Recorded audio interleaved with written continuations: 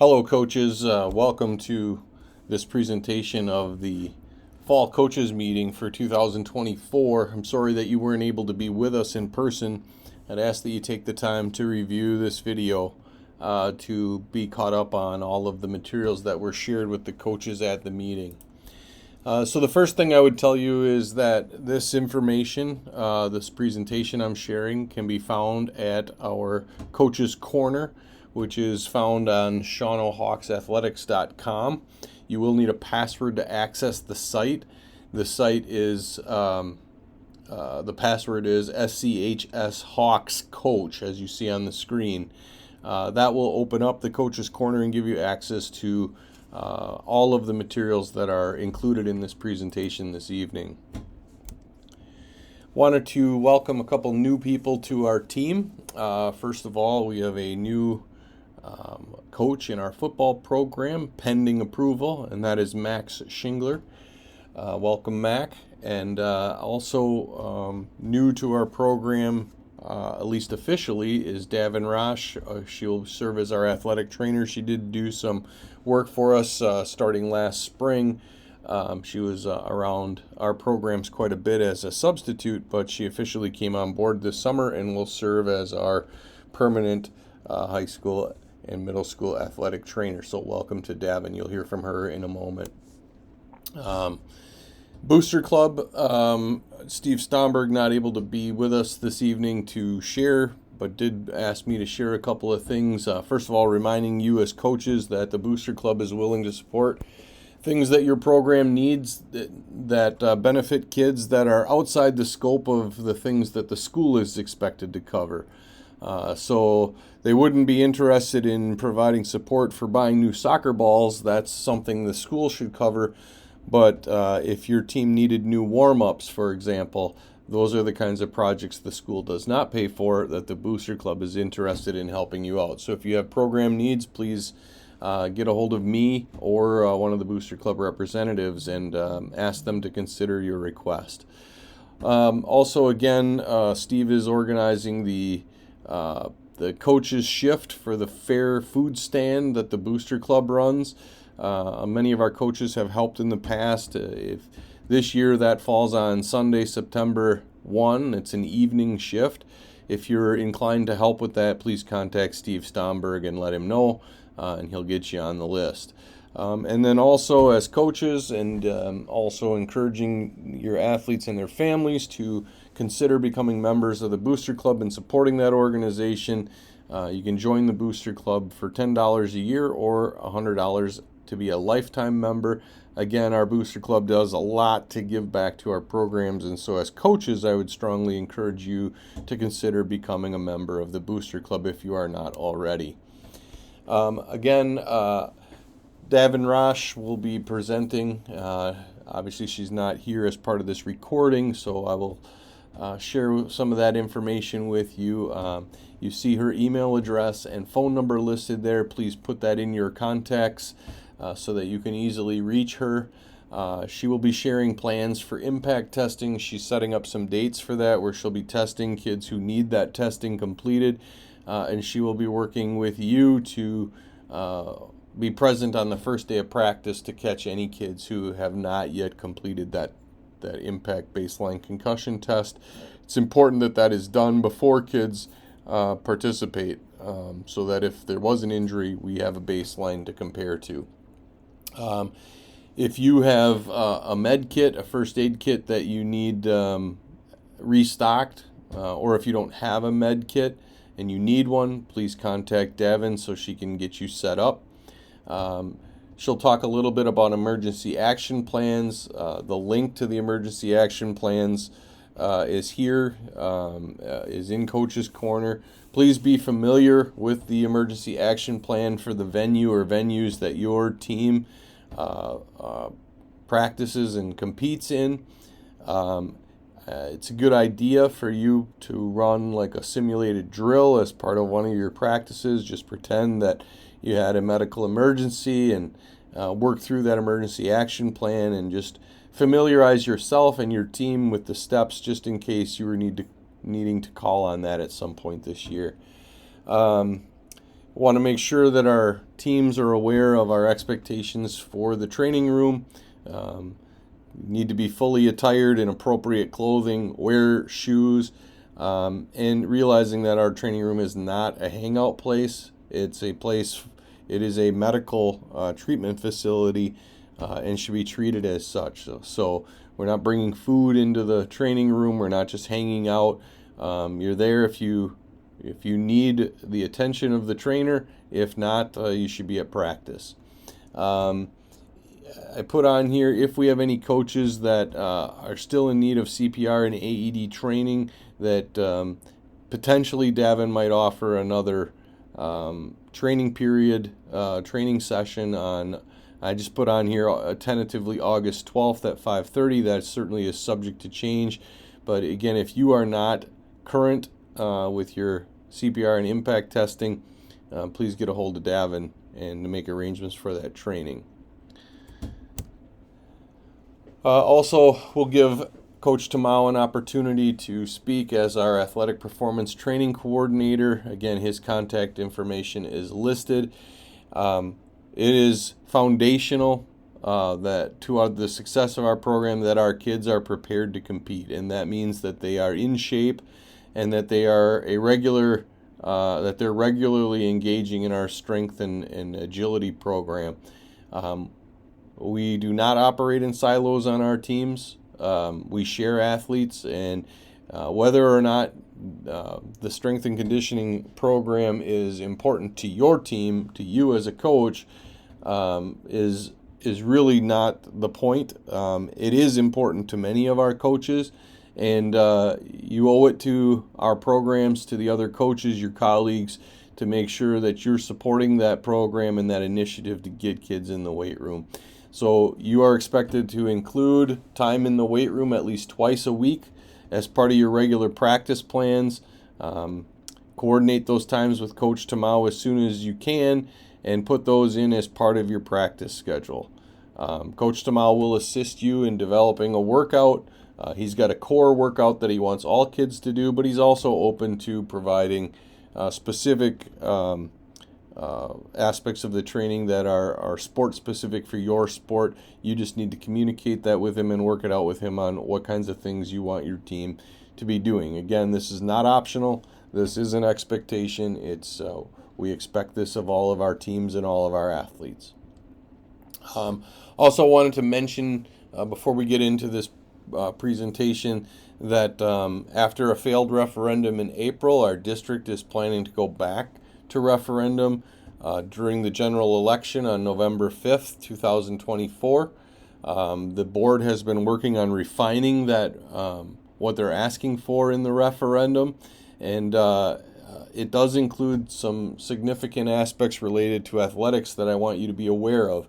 Our community may look to you as coaches for your input, your opinion on whether these things are appropriate, needed, adequate, etc. And I want you to be informed about what is included in the referendum. So the referendum, as it relates to athletics at least, includes a major portion, about $9.1 million for stadium renovation. That includes an overhaul of the entire facility.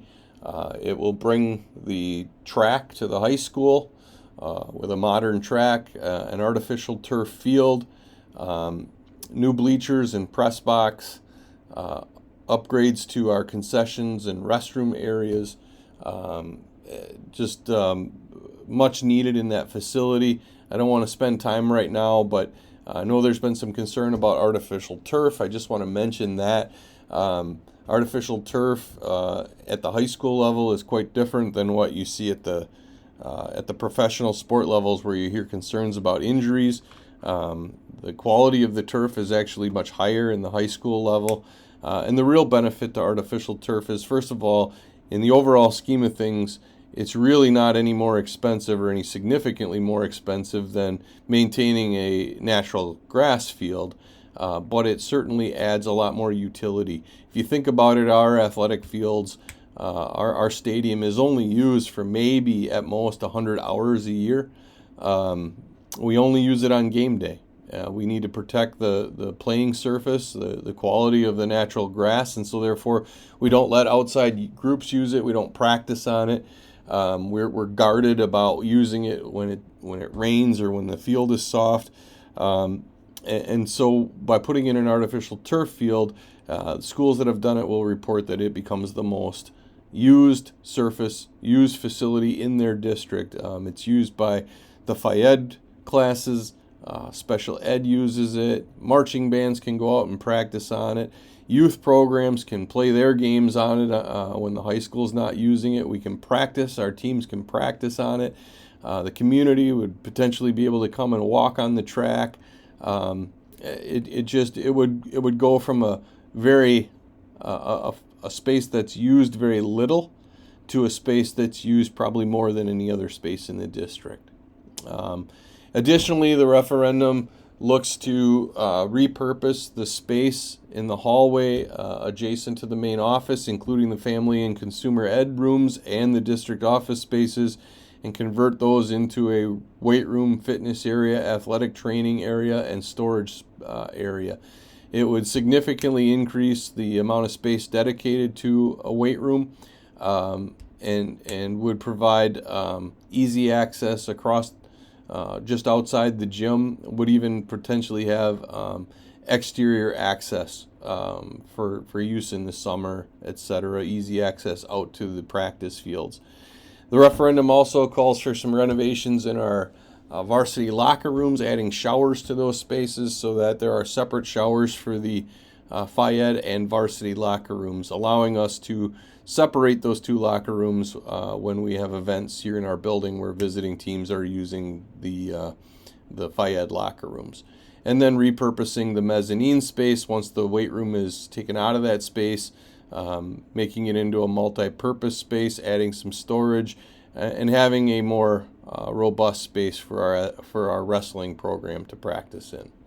One of the keys about the referendum is the school portion of the property taxes will not increase. The mill rate will not increase from where it is currently at. And the reason for that is because the district is retiring some debt. It would have been some debt for the, I believe, the renovations or the building at Hillcrest. Those debts are being retired, and this debt would replace that debt. If we were not to pass a referendum, indeed, property taxes would go down. So it's not fair to say that there's not a tax impact, but it is fair to say that from where property taxes currently are at, they would not go up. You can find a full summary of the proposed referendum, including things that are not related to athletics, if you visit the website linked in this presentation. So with that, let's get into the meat and bones of tonight's coaches meeting. I want to start tonight with the items that are new in 2024-25 and some points of emphasis, some of the major things. While I still have your attention, I want to get to these things first. So first of all, I want to introduce or talk about the Inside Out Coaching Initiative.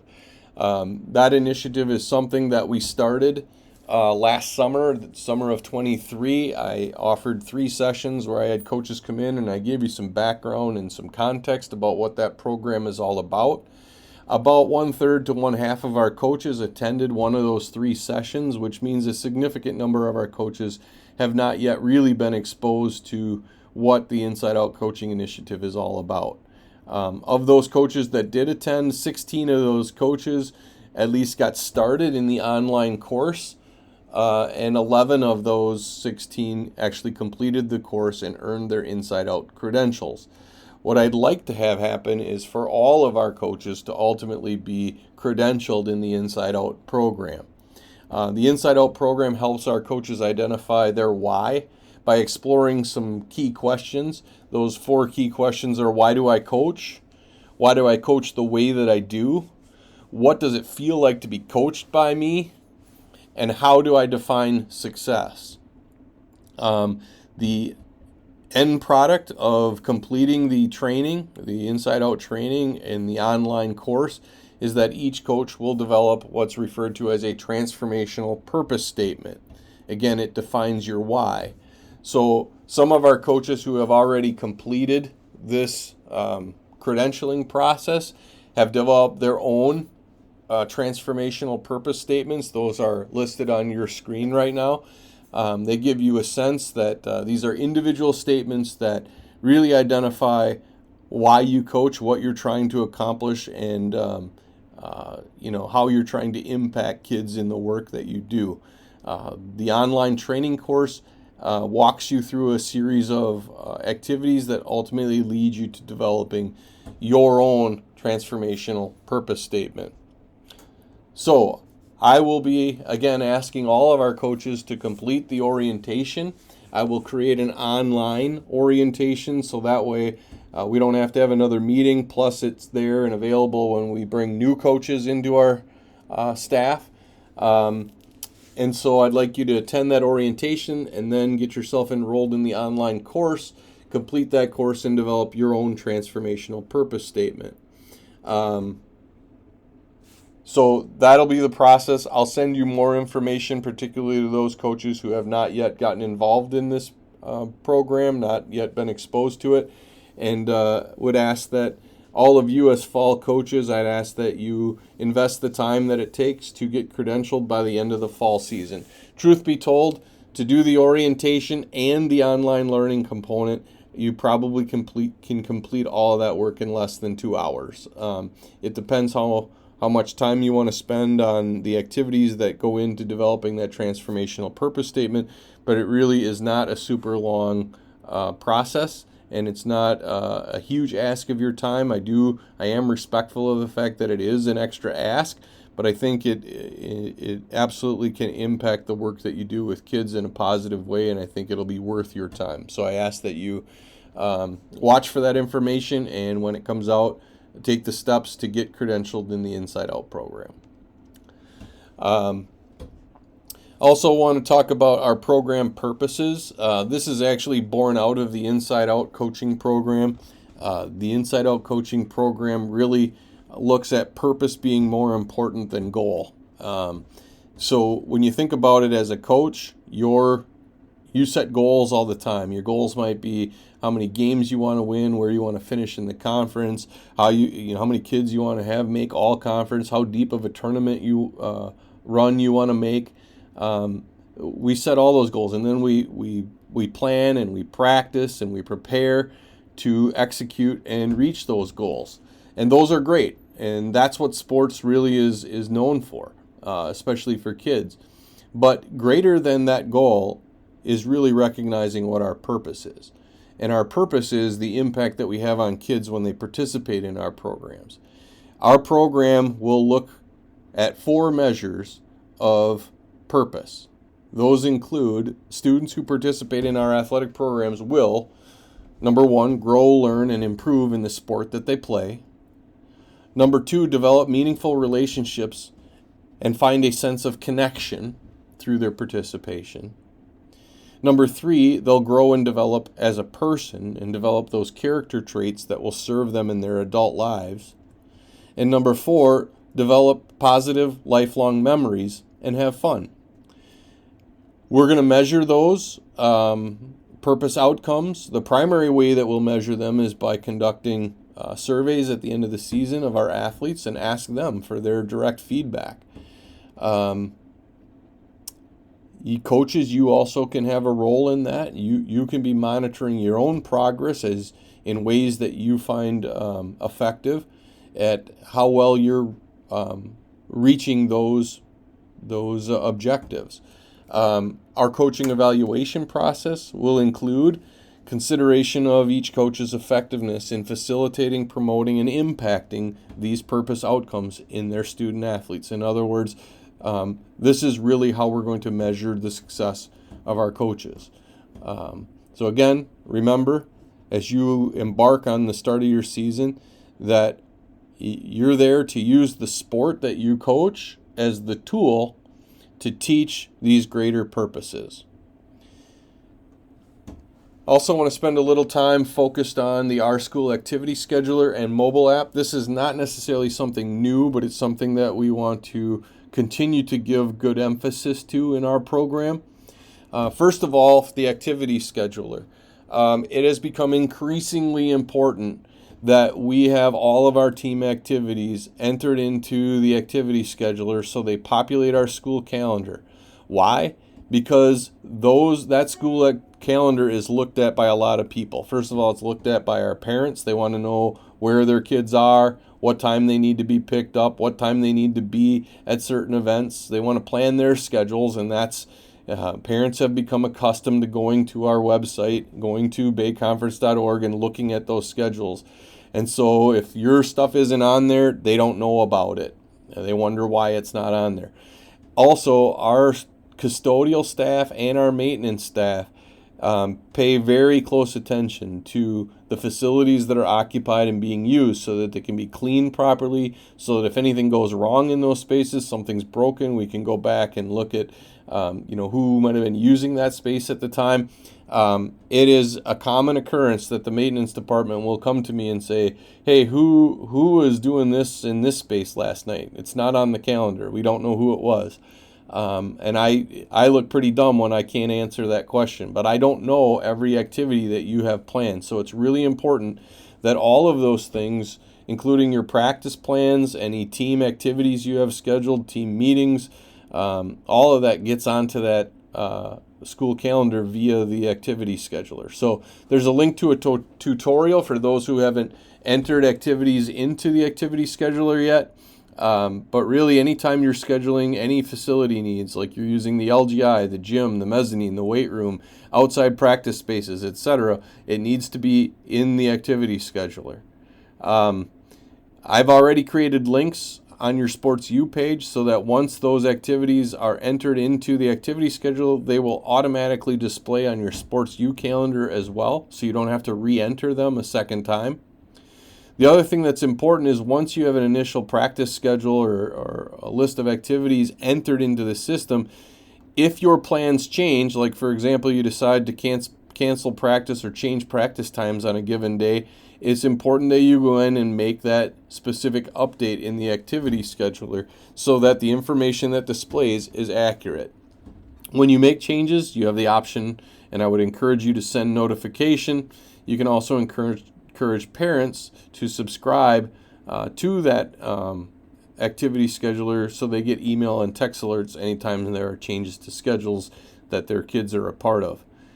So again, making sure parents know where their kids are, assisting those families in planning their transportation and family schedules, and also to make sure our custodial staff and maintenance staff are all up to date on the facilities we're using. Please get those practice schedules in for the fall season if you have not already as soon as you can. Thank you. That includes, by the way, even outside of the regular season. So in the winter, spring, summer, if you have team activities that are planned, you have open gyms, courts, fields, you're having a team meeting, you're having your contact days in the summer, whatever that is, it's important going forward to recognize that all of those team activities need to be entered into the activity scheduler to reserve the space and communicate that the space is being used and communicate that these activities are happening to our families. This year we are continuing to use the R-School online registration that we started using last fall.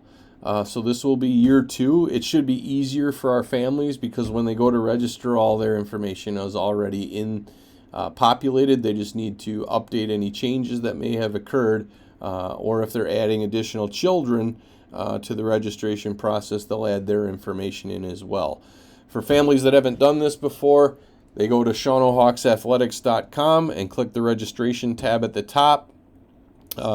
If you have kids you know are planning to come out for your sport, encourage them to take care of this as soon as possible. Registration is open. Don't wait till the last minute. Understand that when they submit their registration, there's a clearance process that has to occur, and sometimes that can take some time, 24 to 48 hours, especially if we've received a lot of applications that day. And so if they wait till the night before practice starts to do this, they may not be cleared to begin practice the following day. So getting this stuff taken care of ahead of time will help guarantee that they're eligible and ready to start practice on day 1. As coaches, we're asking you to use the AS mobile app. So it's available for free download, regardless of what platform you use, Android or the iSystem. You simply go in and download the app. The symbol is the little blue baseball cap with the RST logo on it. Once you download that app, from the app you can view your contest schedules.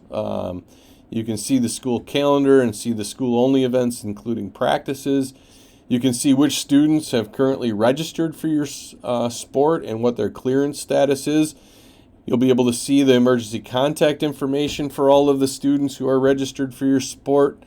You can use the app to create your rosters, assigning kids who are registered to the varsity or the JV or the JV2. And if you choose to, you can even take attendance and view your attendance through the app. So if taking attendance for practice is important to you, you can do that.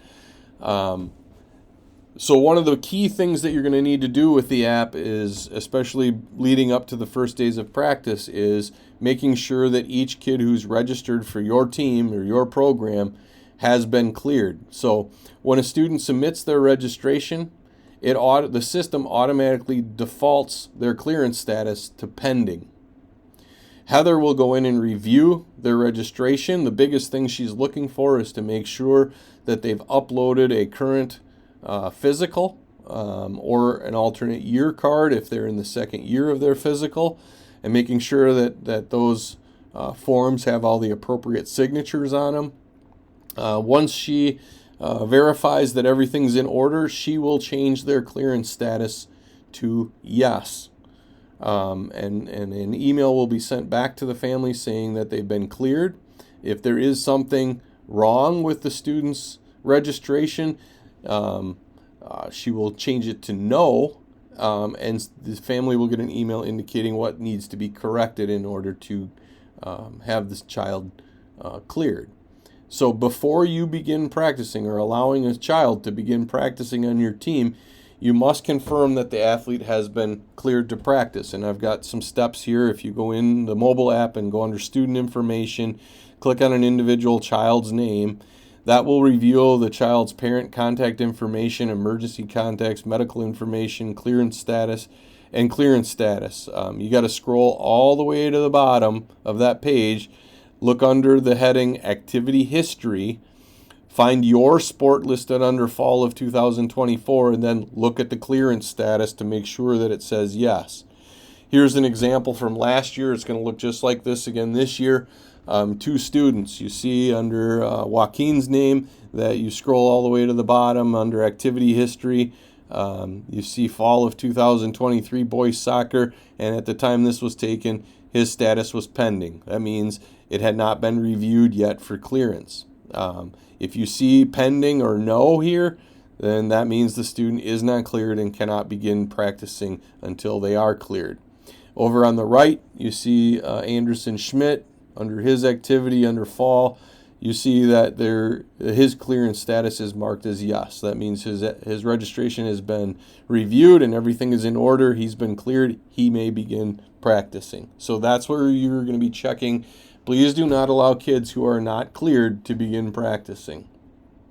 So again, making sure if the athlete's clearance status is listed as pending or no, the biggest reason would be they probably don't have their physical uploaded or a valid physical uploaded, or they didn't turn in their alternate year card. Those are probably the main reasons why they might be listed as no. Again, do not allow them to practice. If they have questions, they should see Heather in the main office. Again, all of your students, athletes' emergency contact information is accessible through the app. You look at a student's name, click on it, and you can see those, and you'll have the ability to just simply click the phone number and it'll automatically dial it for you. It should make reaching out to parents in an emergency very, very efficient. If you don't have access to a mobile device, therefore the app, and you need to do this the old-fashioned way, let Heather know. She can run a report with you with all of that information You'll have to carry that information with you and guard it as confidential information. It won't be quite as convenient, but we certainly can get you all that emergency contact information if you're not able to use the app. Just let us know. One of the other important things that we're going to ask you to do through the app is finalizing your rosters. So you can go into the app, you can decide which kids are on the varsity, which kids are on the JV1 or the JV2. You can assign them to positions. You can give them uniform numbers. You can enter in all that information and create your own rosters. We're asking you to do that. In doing that, you allow us to confirm eligibility, making sure that any kid on your roster is academically eligible, doesn't have any outstanding code violations, etc. If you are aware of any athlete joining your team who was not a student at Shawano Community High School last year, who is currently a 10th through 12th grader, we're not interested in incoming freshmen, but if it's a student who's a 9th through 12th grader and they're new to Shawano Community High School, it is extra important that we check to make sure that that student's eligibility is cleared. We've got to check with their former school to make sure that the school they left from, that they didn't have academic issues or code violation issues. If we fail to do that and we find out later that a student had these kinds of issues and they weren't to be playing, then we end up in a situation where we played with an ineligible athlete and we ultimately could have to forfeit contests that have already been played, and that would not be obviously well received. So that's a really important step. Let us know any kids who are part of your program that were not a student here last year. Once your initial roster has been set, we ask you to keep your roster up to date. If you have any changes in your roster throughout the year, make those changes in the app and then let Heather or I know that you've made those changes. That way we don't continue to run off game programs that have inaccurate information on them. If you have an athlete who leaves your program, quits, whatever that may be, after the initial roster is set, also please communicate that to us. Again, so we're not dismissing kids early to go to events for teams that they're not even a part of anymore. So here are some instructions for how to create your rosters in the app. I'm not going to read through this for you. You certainly can pause it here and come back to this at a later time. When it's time to set your rosters, we ask that you follow these steps to do that. And if you have any troubles, certainly reach out. We're happy to help. And again, mention, please make sure that you're keeping us up to date with any changes that you make to your roster. One word about rosters and cutting. Most of our teams accept all comers, any kid who wants to play as a spot. We've got a couple of teams where participation numbers tend to be higher in the fall. That typically involves volleyball. I really am going to encourage you not to cut kids if you can avoid it. A kid, we're really here to provide these educational opportunities for kids, and that should not be predicated on a child's ability to play a particular sport. Every child is capable of learning and developing those connections that we're looking for, growing as a person and forming some positive memories and having fun. That doesn't mean that every child who comes out gets equal playing time. And so I think the best practice is if you've got a uniform for a kid and space on the bus, and maybe that child doesn't have a great skill set and you don't anticipate they're going to get a lot of playing time, have that honest conversation with the child ahead of time. Sit them down. Include the parent in the conversation. I think that's an important step. And then let them know what they can expect. If they aren't going to expect to see much playing time, that's fine. Communicate that and communicate why that is. And then leave it up to the child to decide if they want to continue to be a part of the program or if they want to go find something else to do with their time. I think that's a much better approach than cutting a kid. By all means, if we do get to a situation where we've just got too many kids, we don't have enough uniforms, there's no way that we can accommodate all these kids in a practice setting, then work with me to come up with best options for how to make those cuts. We really don't want to cut freshmen. I don't want a student's first experience at Shawano Community High School before they even step foot in the building for a class to be that they got cut from a team. I think that sets a really bad tone for that child as they embark on their high school career. And quite honestly, a lot of those kids as freshmen, they're not even close to being done developing. And so helping them learn and have that experience and seeing where their involvement can take them, I think, is something that would benefit our programs and the child. So again, if you're planning to make cuts, please don't do them without communicating and consulting with me first. Together we'll make the appropriate decision about what's best for the program and for the kid. All right, another new topic this year, or changes that I want you to be aware of, relate to concession stand management. So this really applies to our sports where we offer a concession stand. In the fall, that it would be football, soccer, and volleyball. And so the big change is that we are no longer able to check out our P cards to non-school employees. In the past, we'd have volunteers who ran our concession stands, and we would check these credit cards out. They would be able to go to Sam's or Costco or Charlie's, and they would be able to purchase all of their supplies for the concession stand and bring us the receipt, and we would pay it. The district has decided they're not checking these P cards out to non-school employees any longer, and any purchases that are made are going to require a pre-approved purchase order. That's going to make it very difficult for us to be able to have people go out and make these kinds of purchases anymore. So instead, what we're going to do is we can offer all of those kinds of products that they're typically getting from Sam's or from Costco. We can get those through our own food service company, Taher. So Heather's created a simple order form. The folks running the concession stand just pick from that, just go through that sheet and check off what they need and what the quantity they need is, and turn it in. And then Taher will order that for them. There's a quick turnaround. I'm told within a day or two we'll have the product here. Bobby with Taher has assured me that their pricing is just as favorable as what you can find at the big box stores. The product will be delivered right here to the school, and then the bill for those products will go directly to Heather, and she'll be able to settle those through your activity accounts. So Heather would like to meet with any of the managers who plan to run concession stands this fall.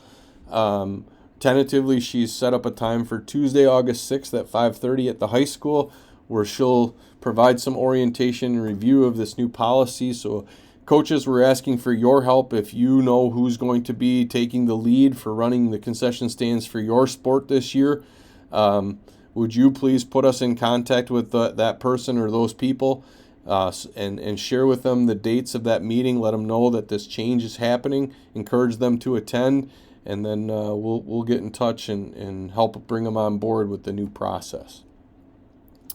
Also want to make you aware of some changes to our school branding. The district has adopted some new brand elements and style guidelines. The biggest thing as it impacts our teams and our coaches is the logos that you're putting on the school spirit wear or any customized item that you're purchasing for your program. We want to make sure that we're using the most current brand images for those things. And so I'm going to click on this and show you. This is the new Hawk and S that we're using. You'll notice there is a significant change to the S, and if you look real carefully, you'll see that even the Hawk head image has changed. Also, I want to show you the single. This is the newly created Hawk head. Again, you may not notice a difference, but if you actually held it up to the old one, you'd notice some subtle differences between this and the old Hawk head. So, oops, let me get back to here. So we've also got color guides and font guides. I want to make you familiar with that and just ask that as you're purchasing new items, make sure that you're including this new artwork. We've already reached out. I believe Community Ed has reached out to Boland's and provided them with this, but just confirm when you're putting your team stores together that they're using the new logos.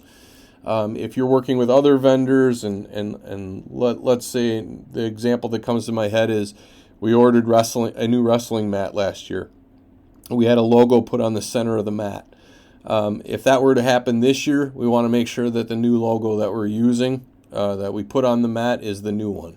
And so if you're ordering any kind of merchandise for your program that has our branded images on them, would you please make sure that you are using the correct image, the correct branding items. If you have questions, certainly reach out to me and I'm happy to help you. And then also want to talk a little bit about our team website homepages.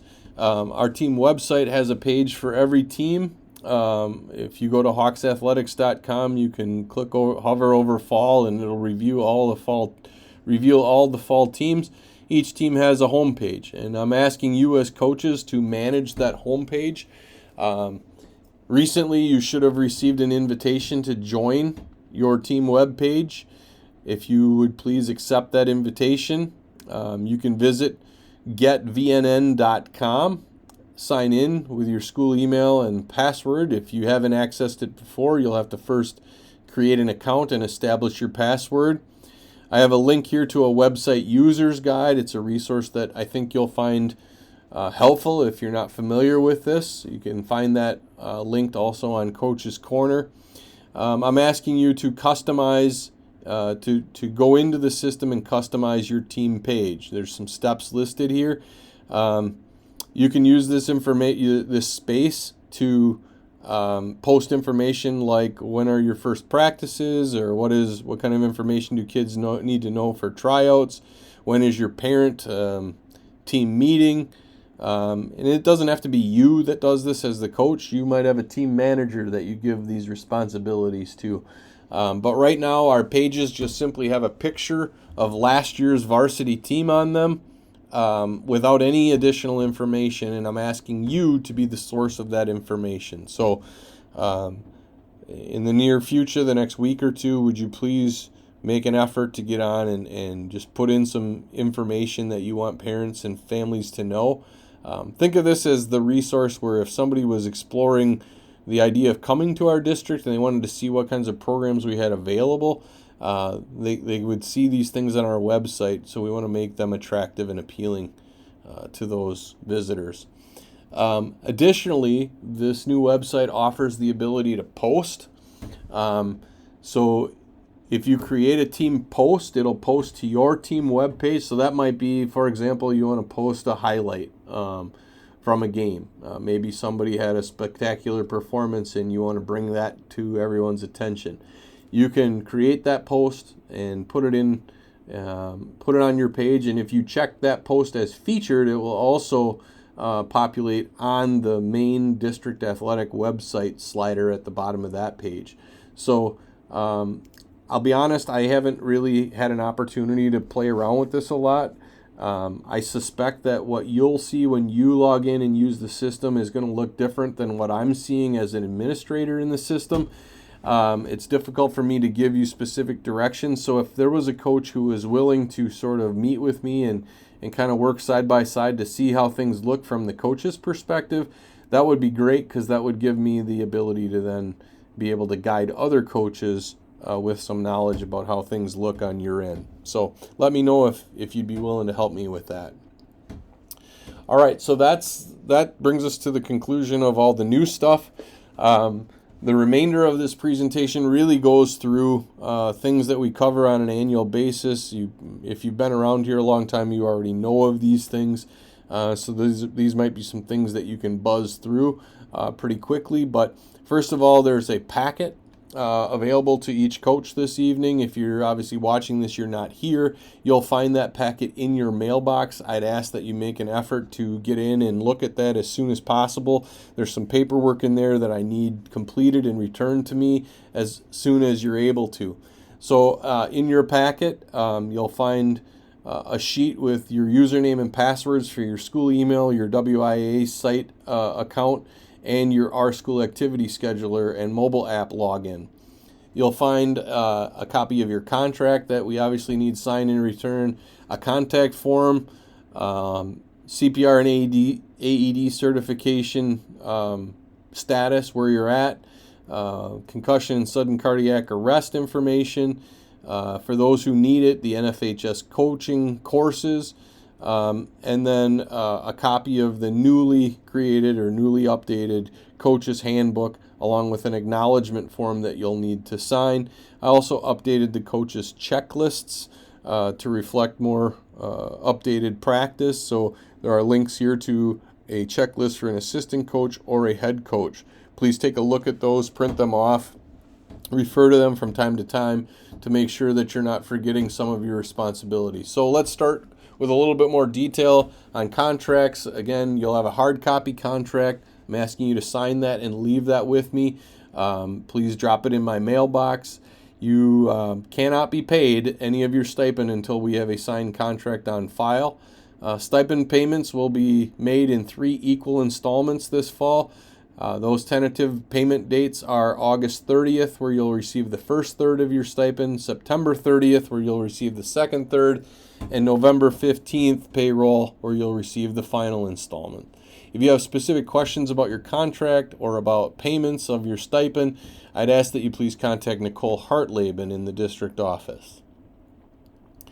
Coaching contact information sheet. If I had one on file for you, I included it in your packet.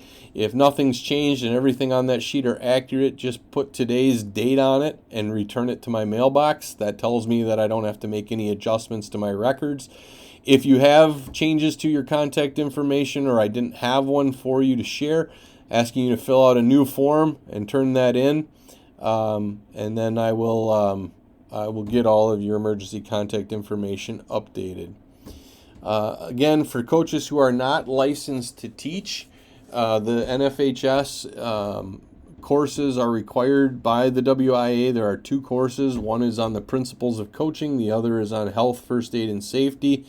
There are several of you that are fall coaches that that these are due from. We give you until you start your second year of coaching to complete these. Some of you are actually starting your 3rd or 4th year of coaching and still have not completed these. We need to get these taken care of. If your handout indicates these are due, I'm asking you to get after these as soon as possible. Like in the next couple of weeks, get them knocked out and turned in so that we're in compliance with those requirements. Additionally, all of our coaches, paid coaches and volunteer coaches, are required to complete the WIA rules video and exam. Those are available for your access on the WIA website under the schools tab under rules, meetings, and exams. Please note that you do need to be logged in order to access these and have your work on these be recorded. If you are logged in, there's no need for you to send me anything. The system will automatically track your progress towards completing them. The rules videos should be completed before you begin practice, and the rules exams should be completed before your first competition. I did check earlier this week on July 22nd, and at that time, the exams and videos were not yet linked and available on the WIA website. I would expect that they will be very soon, so please check back. Rules books will be delivered electronically to head coaches. So check with your head coach for a copy of the rules book. Also in your packet is a form for head coaches to indicate when your special nights are. So if you're designating a parents' night or a senior night or a youth night, if you've got a special benefit or there's something else that you've got planned, there's a form in there for you to fill out and return to me to communicate when those dates are. Please get those to me as soon as you can. I will get those things updated on your team schedules, and if it involves another team, I will invite them to participate. Just note that any of these special events that you're planning are your responsibility to execute. So if it's senior night, it's up to you to plan out what's happening for senior night and carry that out. I'm here to assist you if you need assistance, but please do not rely on me to make sure that these special events are coordinated. For example, if it's parents' night, you should be the one that is gathering the names of the folks that need to be introduced that night and arranging for those introductions to be made.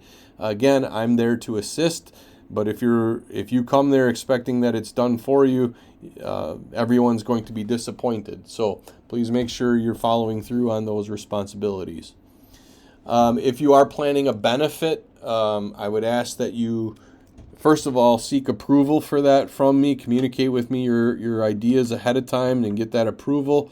And then make sure that it's well planned out. You can read through a little of some of the other information here related to benefits.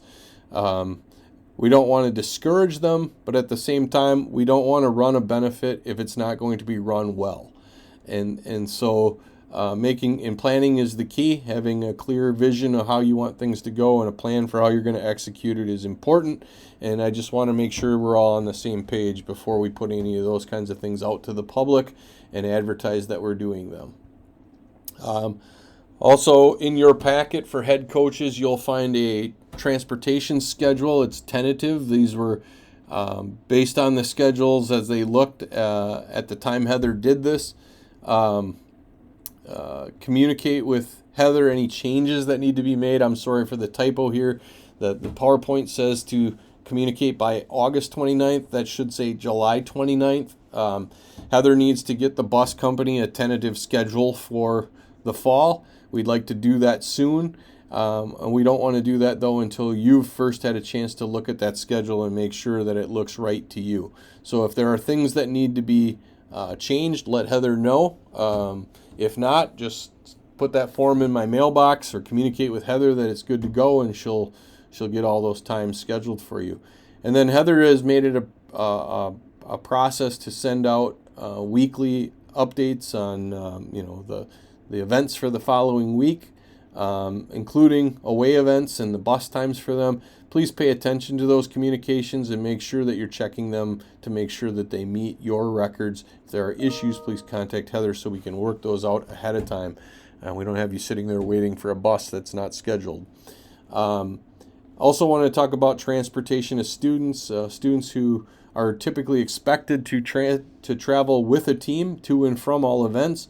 However, we do make exceptions if if a parent wants to take a child home from an event with them, for example. There is a transportation release form. They're available on Coach's Corner if you want to print them off and make them available to your kids. Otherwise, they can pick up copies in the main office.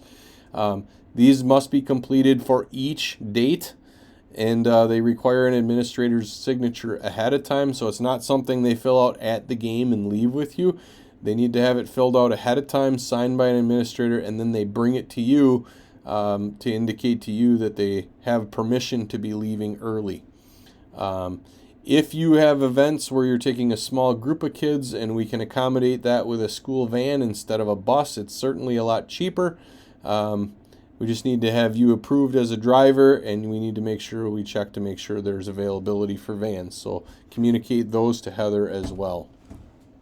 If you have anybody that you'd like to bring on staff as a volunteer coach, remember they need to be approved before they begin working with athletes. If they're new or if there's been a break since the time they previously worked here in the district, they'll need to submit a volunteer application form, which can be found on Coach's Corner. Just remember, volunteer coaches require the same training as any other coach, with the exception of they are not required to be CPR and AED certified. They certainly are welcome to take part in our trainings and be certified, but it is not a requirement. If you have somebody who's just coming in to work here with your team for a day or two, no more than 2 practice sessions, they would be considered a guest coach, and they don't need any pre-approval. But obviously those folks are working under your supervision. You're there as the head coach. You're not leaving your team under the supervision of a guest coach.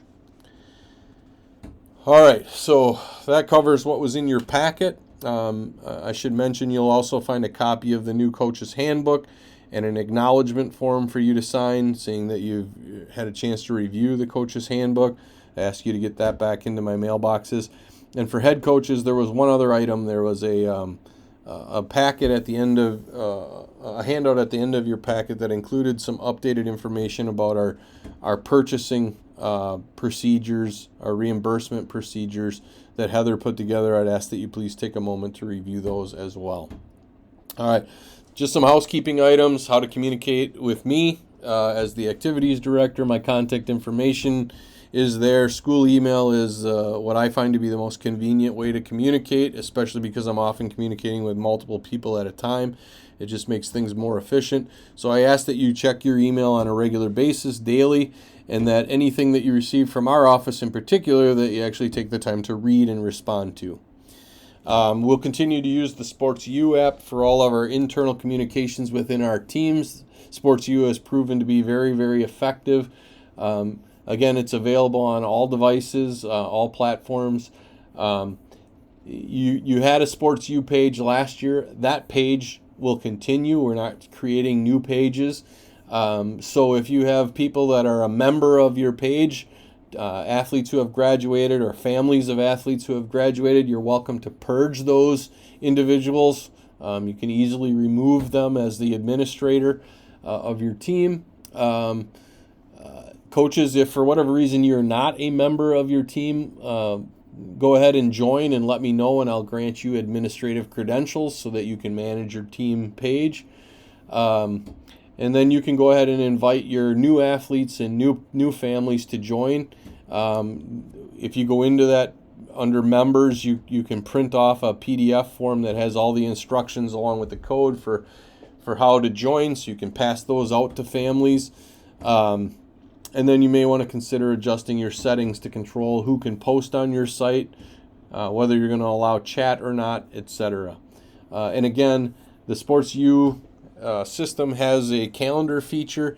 It is synced with your R-School activity scheduler, so it should display all of your practice schedules and all of your game schedules that are in the R-School system. Again, we ask that you keep those current. So if you're making changes to your practice plans, you make them in the activity scheduler, and the R-School system will update every hour. And so it'll automatically reflect changes that you make in the activity scheduler system. We ask that every team hold a team meeting within the first 2 weeks of your season. Make sure that you share that date with your parents far enough ahead of time so they can make plans to attend. Post it on your team webpage, send the information out through Sports U, add it to your practice schedule, make it mandatory, make parents understand that it's important for them to be there. And then please share the date with me so I can attend if I'm able to. When you meet with families, there's a list here of things that you can cover, that I encourage you to cover with them. Certainly you're welcome to add other things to that list as well. Keys and fobs. If see Kim Grawl if you don't have a fob, or get a hold of me and I'll get you in touch with her, or if your fob's not working correctly. If you need hard keys, you'll have to see Hannah Hoffman in the high school office. Hannah's out on maternity leave right now and is planning to be back on August 12th. So if you don't currently have keys, make plans to see her to get the keys that you need. And then one mention about door security. Make sure that you do not allow kids, or that you don't prop doors open. Our doors are all armed with alarms, and they will go off, and that will summon the police or the fire department to arrive, and they get pretty upset when they get those false alarms. So make sure you're not propping doors open. Make sure that if all of your activities are put into the activity scheduler, then the maintenance department will have the building scheduled so that the doors that you need are unlocked, and it will allow people to access the building. So again, when you cancel an activity and you're not going to be there, make sure you take it out of the system. Otherwise, the doors are going to be unlocked, and who knows who will enter and do what while you're not there. And then the last thing is, do not give out your keys to any students. We've had issues with students accessing our buildings. We're seeing that more and more on our camera system. They're getting their keys from adults to use. We see them carrying those keys. Please do not pass those out. That includes even to your own children. The only exception to that would be if you have a designated team manager or managers, and you need them to do certain tasks for you that require your keys. It would be appropriate for you to share your keys with them, as long as you're making sure you get them back. Facilities issues. If you have any issues with facility, particularly safety issues, make sure you're communicating those. If it's a maintenance issue, it's Sean Mathwich. If it's a housekeeping issue, we have a new custodial service contract this year. It's with GSF, and the main supervisor is Jim Hoffman. You can also reach out to Dustin Warden, and their contact information is there if things are not being cleaned or set up to your specs. If you're scheduling things that are not directly school related, summer programs and things like that, you certainly can work those out with our facility manager, Jill Aarons. She manages all of our reservations. Please make sure you are stressing with your kids not to park in the lot adjacent to the pool doors. Our district staff uses those parking spots, and they get pretty frustrated when they leave for lunch and come back and all their spots are taken and there's nowhere to park. Students should be parked in the student lots. I don't want it to come to this, but if students are going to ignore that request, then we will be checking that lot, and if we find student vehicles parked there, those students can be subject to a code violation, and they can end up missing game time because they can't follow the simple rules. So make sure your students are aware of that, help monitor that, and stress the importance of that with them. Finally, if you need to make copies, use the copier in the library or at the top of the stairs. And then the biggest thing is, at the end of any one of your team activities, make sure that you're the last to leave. Make sure that you're doing a sweep to make sure the facilities are cleared and left in appropriate condition. And then make sure everything is locked up as needed before you leave. iPads, again, available to our programs. I looked at my records. Football, boys soccer, and girls swim already have theirs. You continued to have them checked out after the end of last season. Volleyball had 2. One of them is already checked out. The other one is available for pickup tonight. Cheer has one that's available for pickup tonight. And cross country and golf in the past have not had an iPad. If you've changed your mind, let me know, and we can probably find you one to use. If you need additional iPads, let me know. We'll see what we can do. And if you need additional apps added to your iPad, contact the tech department and let them know. They'll add it to the self-service app, and then you'll be able to download it to your device. Athlete eligibility. All athletes, first of all, as part of their registration process, has to agree to our co-curricular code. You can find a copy of it linked here or on Coach's Corner for your review. Just be aware of your responsibilities as a coach under our code, and remind your athletes about the expectations and consequences that come with the various aspects of the code. It's always good to take a proactive approach, make sure everybody's aware, following the rules, rather than have somebody find out later that they were in violation and now they're going to miss some time. I wanted to share a couple key academic eligibility dates with you. First of all, any students who had an F at the end of last school year, these would be 9th through 12th graders who did not make up that credit in the summer school program, will be ineligible for 21 calendar days from the date of the earliest allowable contest. So that date varies by sport. So make sure that you're checking with me before you allow an academically ineligible athlete to return to play. Also wanted you to know that October 16th is our grade check for the first grading period. At that time, students will be allowed no more than 1 F. If they have more than 1 F, then they become ineligible for a period of 15 school days from that day forward. Also, check the document that's linked here, ineligible students based on code violations. That's also available in Coach's Corner. You can check to see if any of your athletes have outstanding code violations that need to be served. Please make sure that you're verifying that a student has completed their suspension before allowing them to return to participation. All of the information mentioned here related to eligibility should be considered confidential and should not be shared with the general public or others. On the topic of locks and locker rooms, again, make sure that you are checking out your team locks and that assign your lockers in the varsity locker room. This is important. In the past, we've done locker searches and we found paraphernalia or things that didn't belong in the locker room, and we don't know whose locker it is. There's nothing in there that identifies the student unless I know what kind of shoes they wear or something like that. So if you have an assigned locker and we need to figure out whose stuff is in a particular locker, which locker belongs to who, we're going to rely on you to provide that information for us. Last year we had a lot of locks returned at the end of the year that weren't collected. We have a pretty significant supply of unaccounted for locks. So before you go ahead and order any new locks, if you're short, let us know. Come check out our supply, and we can probably provide you with enough to get you through what you need. If we really don't have enough locks, then you can order new locks. That needs to be done through the ordering process and should have been budgeted for. And then, a lock doesn't do any good unless it's actually hung on the locker and locked, and the locker is locked up. Please stress with your athletes the importance of this. Theft does occur, unfortunately. We can't trust everybody, and when theft occurs in a locker room, it's really very difficult to figure it out because obviously there are no cameras in a locker room. And so stress with kids the importance of keeping their valuables safe and using the lock that's been issued to them. And make sure that they're not just leaving their things sit out on the floor or on the benches.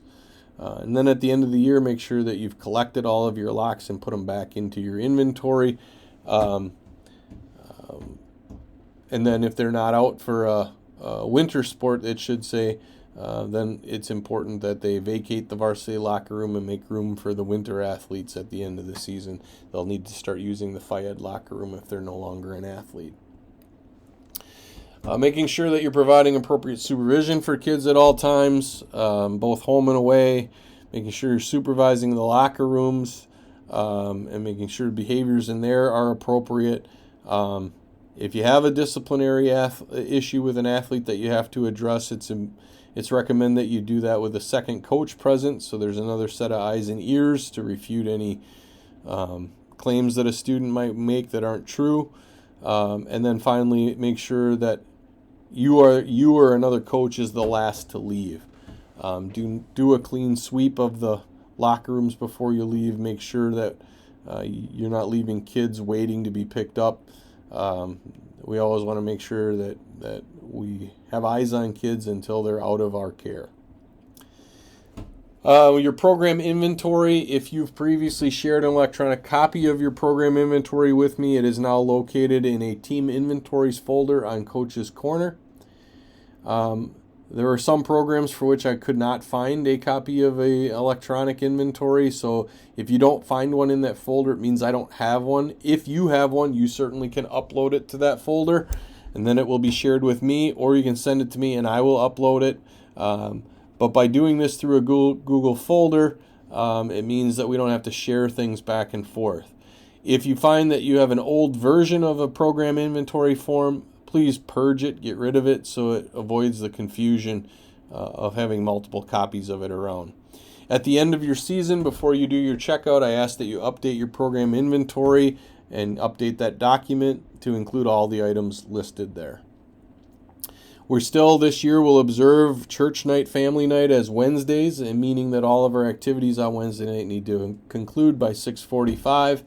If you do have students who are part of religious studies on Wednesday nights and they're telling you that they need to leave earlier than 6:45, I would encourage you just to allow them to leave and miss some practice time. It's not worth the fight. Team photos, again, we'll be using Harmon's.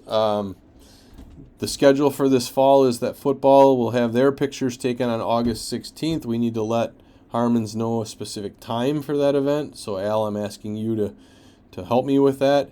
All other sports will be photographed on Wednesday, September 11th, and I will get you a specific timeline for those photos as we get a little closer.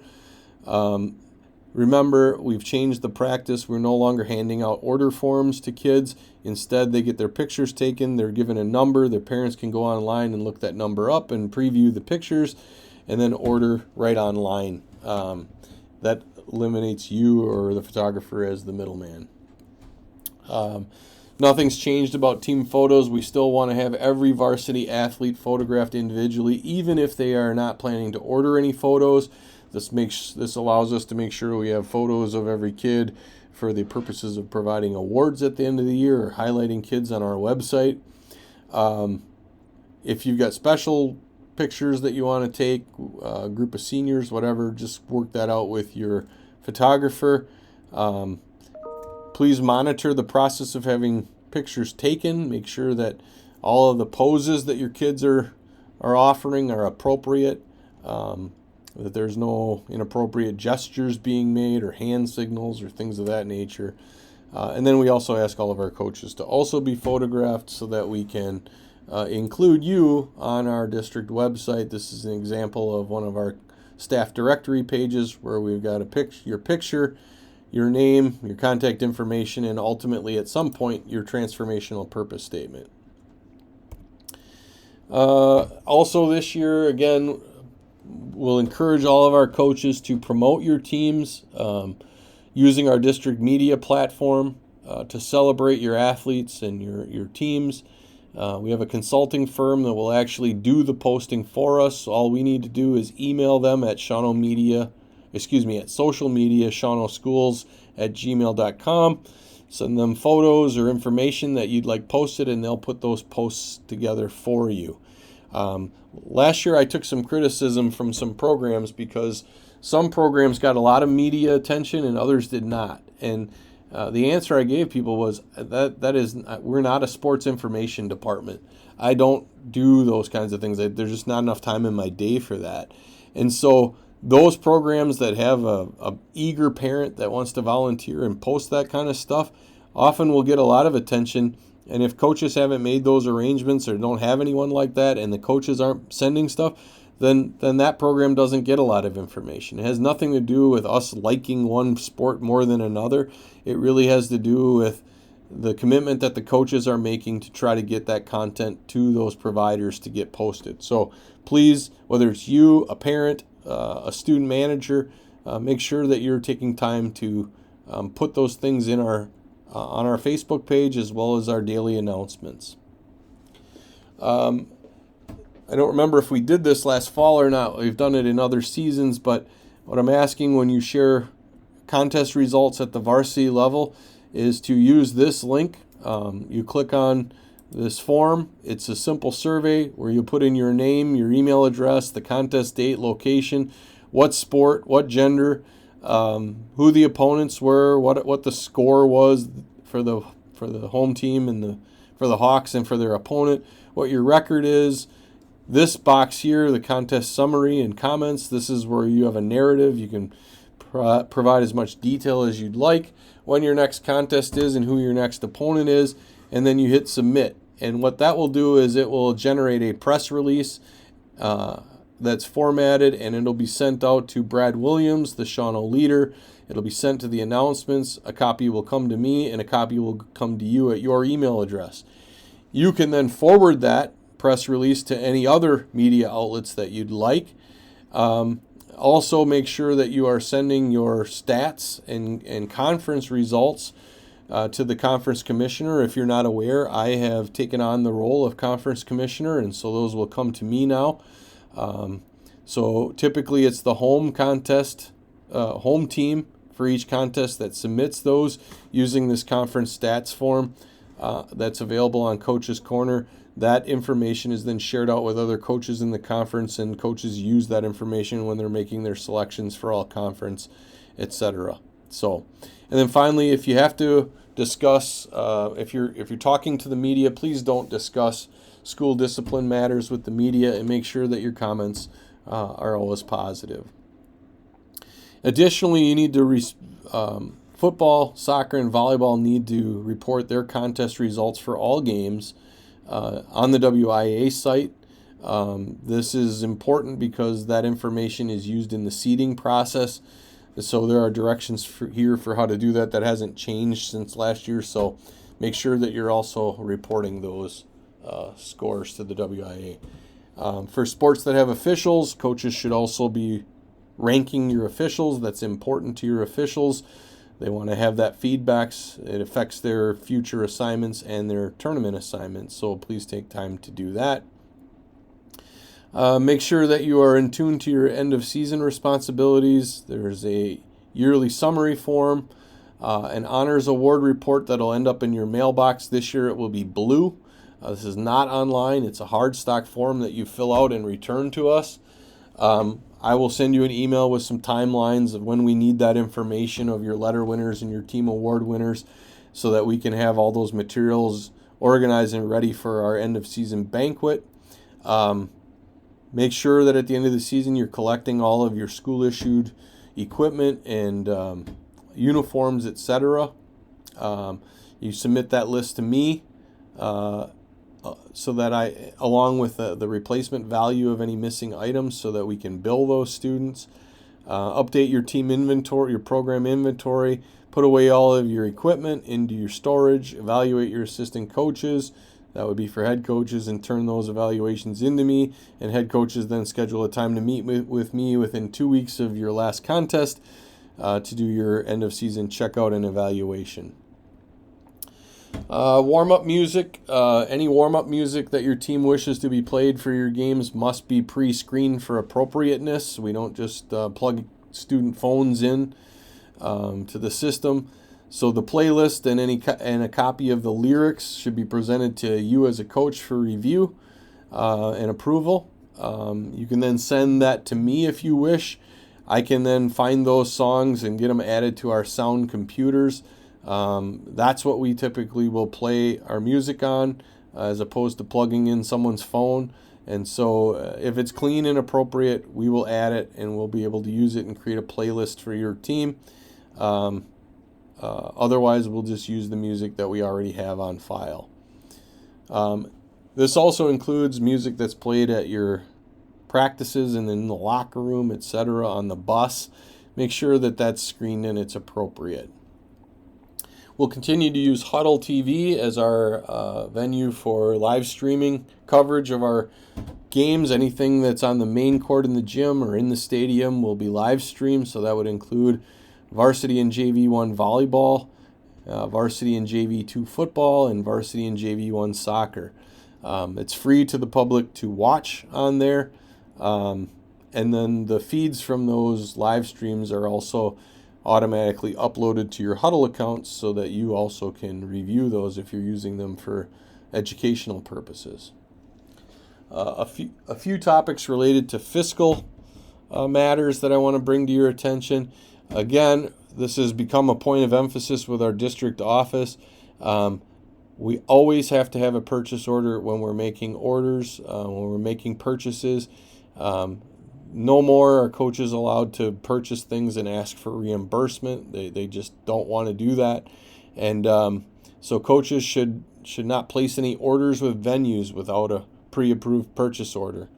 If you're not sure what monies you have available to you, you can click the link to the high school team budgets that's found in Coach's Corner. You can look up your team budget and see the funds that are available to you. When you need to place an order, you're going to get a PO from the vendor. Make sure the PO includes all costs, including shipping costs, artwork costs, etc. You'll get that to Heather. Heather will create the PO. I'll approve it, and she'll place the order. Make sure you note where you would like the product delivered. And then that's the way purchasing will work. If you're hosting a tournament or an invite, make sure that you are accounting for all of your needs ahead of time, and that you're placing those orders through Heather in a timely manner, so those awards and such arrive before the date of the event. And then we ask that all of your team funds are accounted for and spent by the end of your season. If you have funds that are not accounted for by that point, we will find other ways to support our athletic programs with those funds. Budgeting will be much the same next year. We do that in the spring. I'm not going to spend much time talking about that now. If you're interested in knowing when you're next up for uniforms, you can click on the link for the uniform replacement schedule and check that information out. If you have to use your own personal vehicle for coaching matters, like you're attending a seating meeting, an all-conference meeting, going to a coach's clinic, etc., we ask that you first check to see if a school van is available. If there isn't, and you have to use your own personal vehicle, then you'll submit for reimbursement on that mileage. I believe mileage is still 57.5 cents a mile, but it may have gone up. I'm not positive, but you'll be able to. We'll know for sure when we submit those requests. I'd like to bring some order back to the fundraising process. It's kind of been a little bit of a free-for-all. Most teams have an established fundraiser that they do, and it's not an issue. But I would like you, if you're going to conduct a fundraiser, to fill out a fundraiser request form in advance and get approval, and then make sure you're following all the fundraising guidelines. Make sure you're communicating how the funds that you're planning to raise will be spent. Make sure that you're following district money handling procedures, making sure money is turned in a timely manner. Any monies that are collected from a team fundraiser should be going in your Fund 21 activity accounts. They should not be going to outside entities. And then those funds in Fund 21 should be spent on students, and students should have some say in how those funds are spent. The biggest thing is we want you to communicate your plans for fundraisers, and we also, in those guidelines, we want some sort of communication after a fundraiser on how much money you raised and what the money is going to be spent on. Some things related to health and safety. Again, emergency action plans can be found on Coach's Corner. They were recently updated, and I know Davin has some interest in updating them again. They're organized by venue. Make sure, again, that your team is familiar with the procedures outlined in your EAP. The injury report forms available on the Coach's Corner. Please make sure you're filling those out if you have athletes that are injured. Do not rely on the trainer to fill those out. Again, I mentioned before, if you have a med kit, if you're missing a med kit or you have one that needs to be restocked, please get that to Davin, and she will get those in order for you before your season starts. As we head into these early summer, early fall team activities, heat is always an issue. We still are dealing with some really warm summer days, and so make sure that you are familiar with the acclimatization procedures specific to your sport, particularly with football, but also other sports. The acclimatization is a slow progression of activity level, including gradual increases in duration and intensity of workouts. It also calls for adjusting workouts as heat and humidity increases and providing for proper hydration. You'll find a link here to the WIA Heat and Information resources available on their website. If you haven't looked at that, I encourage you to review that. Make sure that you're providing the appropriate rest breaks in your practices and you're arranging for time for kids to hydrate. Generally, the rule of thumb is for every 30 minutes that you work out, you need to provide at least 10 minutes of rest and recovery and rehydration time. Make sure you're stressing hydration with your athletes, that they're coming to practice hydrated. Make sure that you're monitoring each athlete individual. Some kids are going to come into your first practices completely out of shape, and it's going to take some kids longer than others to get back into shape and be able to tolerate and work up to what you have planned for practices. Make sure that you're cognizant of kids who are struggling and that you're not pushing them beyond their limits. Be aware and watch for signs of heat-related illness, and so there's a link there if you're not familiar with those. You can also review the medical policies for managing heat and humidity, and there's also a free course on the NFHS Learn site about managing athletes in the heat, so be ready for that. Also want to make sure that I do my part in talking about our policy about no hazing. That state law is linked on Coach's Corner for your review. Hazing is defined as any humiliating or dangerous activity expected of a student to belong to a group, regardless of their willingness to participate. So there is zero tolerance for hazing. If you become aware, or any of your athletes become aware, we want them to report that immediately. It's really important that you talk to your team about hazing. We have kids who don't know what that is, or they have a perception of what it is but don't really understand it. Make sure that you help them understand. Make sure that you help them identify the kinds of things that might constitute as hazing, and make sure that they understand there's no tolerance and that there are significant consequences if hazing occurs in a team.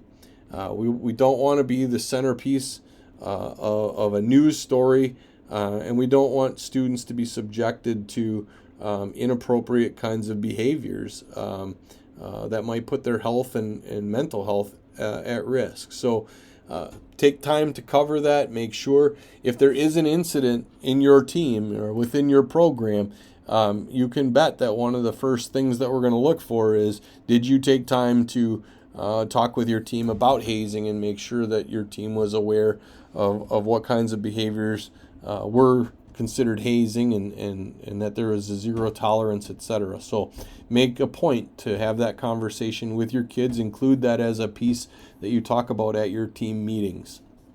Some key dates for the fall that you might want to put on your calendar. First of all, our volleyball and cross-country invites are going to be held on Saturday, September 14th. So that'll be an especially busy day on campus that day. This year, homecoming will fall on the weekend of October 11th and 12th. A little change in our timeline for homecoming this year, because of some activities that are happening in the downtown area that weekend, Witches Night Out, as a matter of fact.